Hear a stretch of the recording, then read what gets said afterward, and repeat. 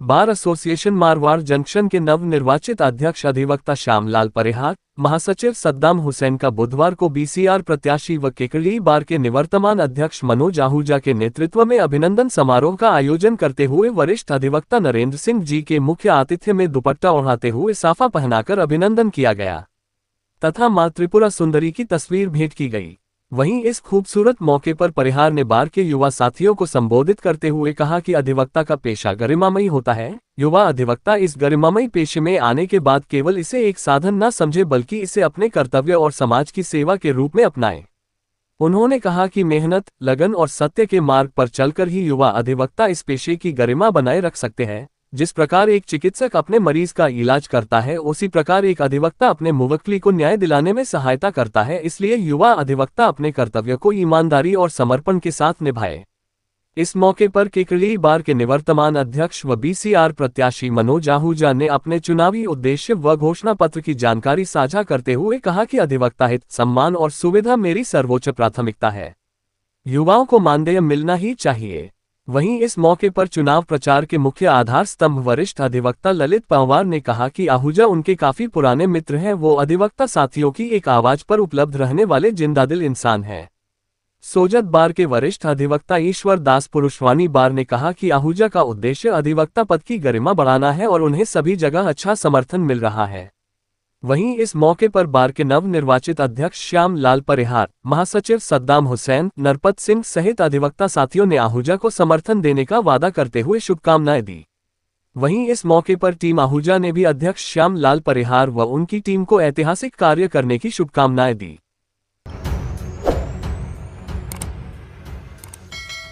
BCR प्रत्याशी मनोज आहूजा ने शुक्रवार को बार एसोसिएशन नसीराबाद के वरिष्ठ अधिवक्ता महावीर टाक का जन्मदिन हर्षोल्लास एवं आत्मीय वातावरण में मनाया। समारोह में नसीराबाद बार के लगभग सभी अधिवक्ता मौजूद रहे। इस विशेष अवसर पर आहूजा ने स्थानीय अधिवक्ता साथियों के सानिध्य में नवनिर्वाचित अध्यक्ष आशीष अजमेरा, उपाध्यक्ष शिवसिंह रावत, महासचिव कमलेश गुर्जर सहित पूरी कार्यकारिणी का अभिनंदन कर भविष्य के सफल कार्यकाल हेतु शुभकामनाएं दी। कार्यक्रम के दौरान सभी अधिवक्ताओं ने आपसी एकजुटता, संगठन की भावना और अधिवक्ता हितों की रक्षा के संकल्प को पुनः दोहराया। इस अवसर पर अधिवक्ता साथियों ने बीसीआर प्रत्याशी मनोज आहूजा का भी अभिनंदन करते हुए आगामी बार काउंसिल चुनावों में 100% समर्थन देने की घोषणा की। आहूजा ने कहा कि यह मेरे लिए अत्यंत भावनात्मक और प्रेरणादायक पल रहा। अधिवक्ता साथियों ने स्नेहपूर्वक कहा कि आहूजा सदैव अधिवक्ता समुदाय के मध्य सहजता, मिलनसारिता और सहयोग की भावना से उपस्थित रहते हैं। ऐसे ही व्यक्ति संगठन के वास्तविक प्रतिनिधि होते हैं, जो अधिवक्ता हितों की आवाज को सशक्त रूप से आगे लेकर जा सकते हैं। उन्होंने कहा कि यह समारोह केवल जन्मदिन का उत्सव नहीं रहा, बल्कि अधिवक्ता एकता, पारस्परिक सम्मान और विश्वास के उस सूत्र को मजबूत करने वाला क्षण साबित हुआ जिसने नसीराबाद बार को सदैव की तरह एक परिवार के रूप में पुनः स्थापित किया। अजमेर के वरिष्ठ अधिवक्ता और कांग्रेसी नेता राजेश टंडन के सुपुत्र स्वर्गीय मयंक उर्फ गुड्डू टंडन की पगड़ी रस्म, 12वां और गृह शुद्धि हवन कार्यक्रम में शोक और श्रद्धा का अद्भुत संगम देखा गया। कार्यक्रम में प्रदेश भर से पहुंचे अधिकारी, कांग्रेसी नेता, अधिवक्ता साथी और टंडन परिवार के शुभचिंतक शामिल हुए। विधि विधान से हुई रस्म के पश्चात स्वर्गीय मयंक के सुपुत्र को पगड़ी पहनाई गई। पुत्र ने सभी गणमान्य अतिथियों के चरण स्पर्श कर आशीर्वाद प्राप्त किया। उस क्षण की गंभीरता से उपस्थित हर नेत्र नम हो उठा। राजेश टंडन ने आभार व्यक्त करते हुए जब अपने दिवंगत पुत्र गुड्डू को याद किया तो भावनाओं की बाढ़ उमड़ आई। उन्होंने कहा, मेरे बेटे ने जो मुझे सबक सिखाया उसी को मैंने अपने जीवन का आधार बना लिया। वह हमेशा कहता था, जाने दो, आगे बढ़ो। आज मैं उसी रास्ते पर चल रहा हूं। उनकी यह संवेदना भरी बात सुनकर उपस्थित सभी की आंखें भी भर आईं। हर कोई उस अद्भुत पिता और पुत्र के रिश्ते की गहराई को महसूस कर रहा था, जिसने आज बिछड़कर भी सबको एक अमर सीख दे दी, छोड़ो लेकिन रुकना नहीं, बढ़ते रहो।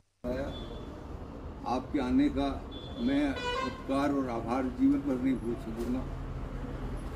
इस असामयिक मौत पर गुड्डू के सबसे व्यक्तिगत संबंध थे और जिन लोगों से भी उसके संबंध थे वो बड़े प्रगाढ़ संबंध थे और संबंध निभाने में जीवन भर सबका वो साथ देता रहा। मैं उसकी एक ही बात से, कोई भी बात होती, जब मुझे गुस्सा भी आता, किसी से नाराज़गी भी होती, तो वो मेरे साथ अंग संग रहता था, तो वो एक ही बात कहता, पापा माफ़ करो, आगे बढ़ो ना, छोड़ो, आप इसमें क्यों कचड़े में पड़ते हो।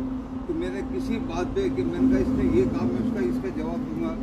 उसकी एक स्लोगन थी, माफ़ करो और आगे बढ़ो ना। आप क्या करोगे? मैंने कहा यार इसने हमारे लिए ऐसे कहा वैसे कहा। उसने बोले आप कितने लोगों से लड़ोगे। तो उसने जीवन भर मुझे यही एक सिद्धांत सिखाया कि माफ़ करो, आगे बढ़ो। उसके साथ न्यू कॉलेज में जो लड़के पढ़ते थे वो सब लड़के आए। उन्होंने कहा कि हमने अभी उसको कहा, वो सबके जो CBSE बोर्ड यहाँ है, जो उसके बैचमेट 99 बैच के थे, किसी की मार्कशीटें लाता, किसी का कुछ लाता, तो ऐसे वो सबके काम करता था। उन्होंने सब ने कहा कि हमने इसको यूनानिमस कहा कि तू जो है हमारा जनरल सेक्रेटरी, तेरे को सेक्रेटरी बना देते हैं ओल्ड बॉयज़ एसोसिएशन का। पर इसने कहा कि नहीं, मैं काम तो कर दूंगा पर मैं नहीं बनूंगा। वकालत के क्षेत्र में मतलब कितने जजेस की ये थी कि जज ये कहते हैं कि आप क्यों आए, टंडन साहब बुड्ढू को भेजते थे। मतलब पूरी जुडिशरी में किसी को इसका नाम ही नहीं पता। जैसे कोई जज आता तो कहता कि आप जो है गुड्डू को भेज दो।